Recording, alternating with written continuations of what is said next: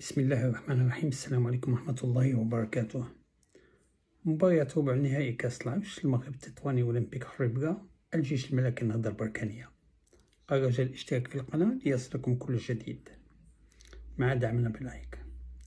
المغرب التطواني ينتصر على أولمبيك خريبكا ب1-0. المباراة بين الفريقين كانت جد عادية مع هجومات من حين لآخر لم تشكل أي جديد إلى حدود دقيقة 79 حين سجل اللاعب حمزة الدرعي ركلة جزاء. حاول أولمبيك خريبكا الرجوع في المباراة دون جدوى لتنتهي المباراة ب1-0 وتأهل فريق المغرب التطواني لنصف نهائي كأس العرش.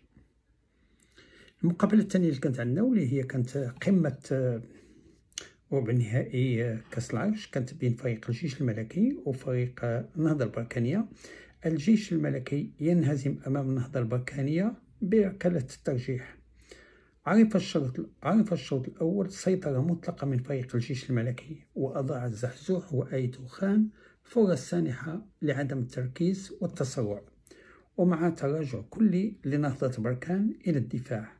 وفي الدقيقة 33 تمكن اللاعب حدراف من تسجيل هدف التقدم بعد اختراقه لدفاع النهضة البركانية لينتهي الشوط الأول ب1-0. في بداية الشوط الثاني ازدادت خطورة النهضة البركانية، ومن ركلة ركنية سجل يوسف ضيو هدف التعادل في الدقيقة 57. وتبادلت الهجومات بين الجانبين إلى نهاية الشوطين بهدف لمثله، وغلب الحضر على الشوطين الإضافيين لتنتهي المباراة متعادلة بهدف لمثله. وفي ركلة الترجيح تمكن النهضة البركانية من الانتصار ب7 ركلات مقابل 6 ركلات وليتأهل لنصف النهائي على حساب أقوى المنافسين.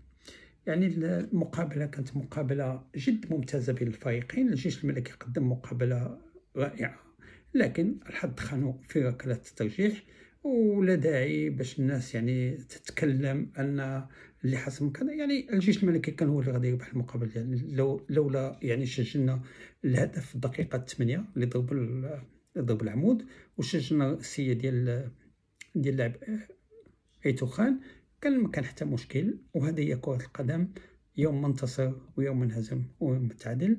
روح رياضيه. جود لاك للنهضة البركانية وهارد لاك للجيش الملكي. السلام عليكم ورحمة الله تعالى وبركاته.